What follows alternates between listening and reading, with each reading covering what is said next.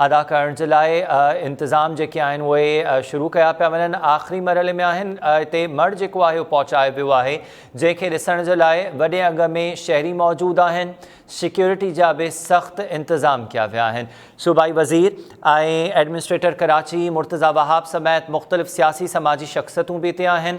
इन खां अलावा संदसि साथी अदाकार बि हिन वक़्तु संदसि आख़िरी दीदार करण जे लाइ हिते पहुचनि पिया।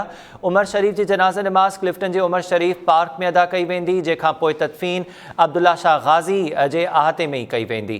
एम्बुलेंस ज़रिए उमर शरीफ़ जो मर्द हिन वक़्तु उमर शरीफ़ पार्क पहुचायो वियो आहे।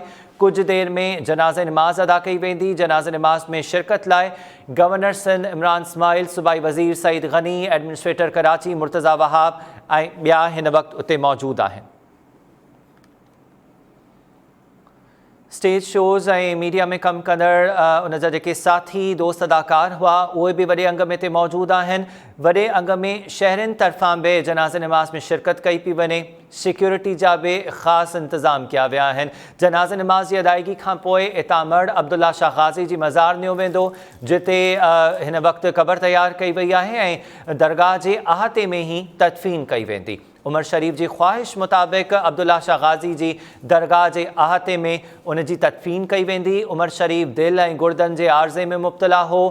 कराची में कुझु अर्सो अॻु दिलि जो दौरो पवण खां पोइ संदसि वारसनि जो इहो चवणु हो त अमरीका में उन जे दिलि जो इलाजु थी सघे थो ऐं डॉक्टर्स तरफ़ां इहो तइ कयो वियो त खेसि अमरीका मुंतक़िल कयो वेंदो। सिंध हुकूमत तरफ़ां माली मदद बि फ़राहम कई वई। एयर एम्बुलेंस ज़रिए अमरीका मुंतक़िल करण खां अॻु जर्मनी में हवाई सफ़र दौरान हालत ख़राब थियण ते जहाज़ खे जर्मनी में लैंड करायो वियो। लॻभॻि 3 ॾींहंनि ताईं उमर शरीफ़ जर्मनी जी अस्पताल में इलाज हेठि हो, जंहिंखां पोइ डॉक्टर्स संदसि फौत थियण जी तस्दीक़ कई।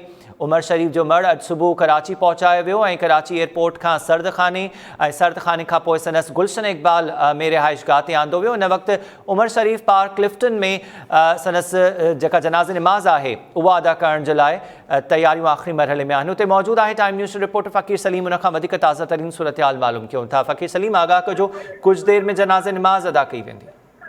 जी बिल्कुल हमीर पाकिस्तान के नामियारे मज़ाया फनकार उमर शरीफ़ की जनाज़े नमाज के हवाले से तैयारियों मुकम्मल कई वही इन वक्त मर्द के उमर शरीफ़ पार्क है क्लिफ्टन में उते आंदो वियो है। इन जनाज़े नमाज में शिरकत के लिए सिंध के गवर्नर इमरान इस्माइल समेत सिंध कराची एडमिनिस्ट्रेटर मुर्तज़ा वहाब, सिंध जो इतलाह करते जो वज़ीर सईद गनी, इनका अलावा PSP सरबराह मुस्तफ़ा कमाल फारूक सतार समेत रऊफ सिद्दीकी ॿिया जेके मुख़्तलिफ़ सियासी पार्टियुनि सां तालुक़ रखंदड़ अॻवान, इन खां अलावा शोबिज़ जी दुनिया जा जेके अयूब खोसो ऐं ॿिया जेके अदाकार आहिनि, फनकार आहिनि, उन्हनि जो वॾो अंग हिन जनाज़े नमाज़ में शरीक थियण जे लाइ हिन वक़्तु उमर शरीफ़ पार्क में मौजूदु आहे। कुझु देर में जनाज़े नमाज़ अदा कई वेंदी ऐं जनाज़े नमाज़ खां पोइ जेको हीउ मर्द आहे उहो हितां खां मुंतक़िल कयो वेंदो जेका अब्दुल्ला शाह गाज़ी जी मज़ार ॾांहुं। उते अब्दुल्ला शाह गाज़ी जी मज़ार जे आहिते में तदफ़ीन थींदी।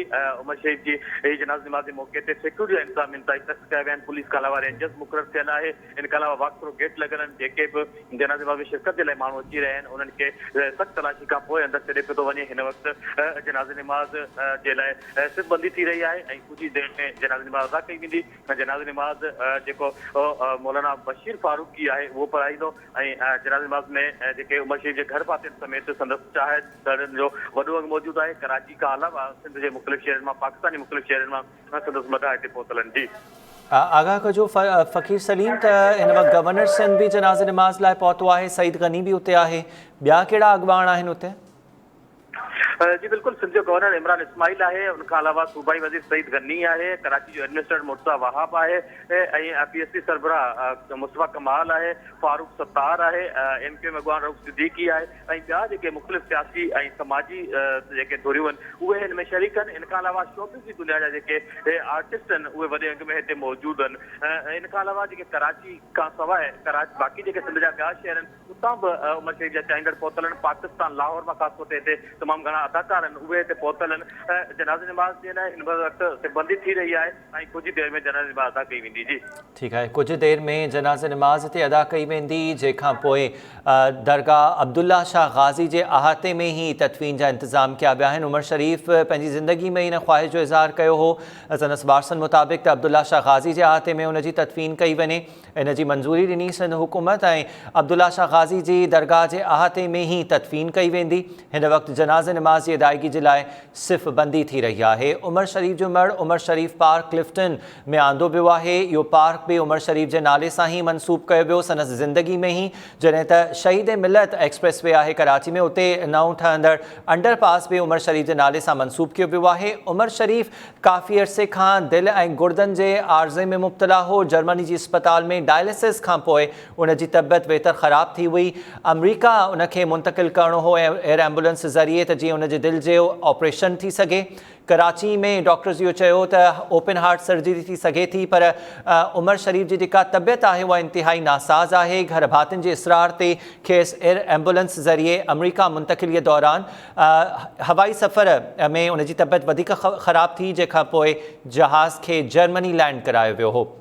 जर्मनी जी अस्पताल में इलाज दौरान उमर शरीफ दम धणी हवाले कयो। अॼु सुबुह ई जर्मनी खां मड़ कराची एयरपोर्ट आंदो वियो।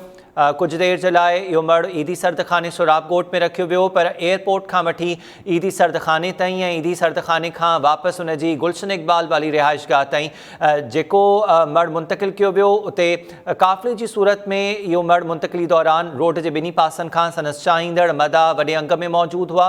गुलनि जी वर्खा सां उनखे आख़िरी अलविदा कयो वियो। उन जे मदाहनि तरफ़ां उमर शरीफ स्टेज शोज़ में ॼातल सुञातल नालो हो। खेसि कॉमेडियन किंग चयो वेंदो हो। स्टेज शो मां तमामु घणी पज़िराई हासिल कंदड़ उमर शरीफ काफ़ी अरसे खां कम भी छॾे ॾिनो हो। टीवी ते उन कुझु अरसो कमु कयो, कुझु फिल्म्स में कमु कयो ऐं उमर शरीफ जे लाॾाणे ते जेका ख़ासि करे शोबिज़ इंडस्ट्री आहे उहा तमामु घणी रुख में वरितल आहे।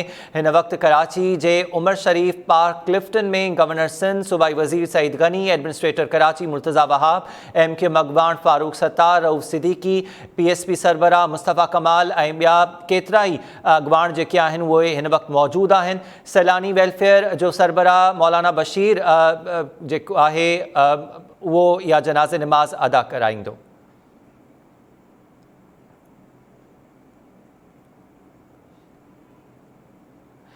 मौलाना बशीर फारूकी जनाज़े नमाज़ अदा कराईंदो ऐं हिन वक़्तु जनाज़े नमाज़ जे लाइ सिफ़ बंदी कई पई वञे। जनाज़े नमाज़ जी अदायगी खां पोइ अब्दुल्ला शाह गाज़ी जे दरगाह जे अहाते में ही तदफ़ीन कई वेंदी, जेका उमर शरीफ जी ही ख़्वाहिश हुई त उन जी तदफ़ीन अब्दुल्ला शाह गाज़ी जी दरगाह जे अहाते में कई वञे।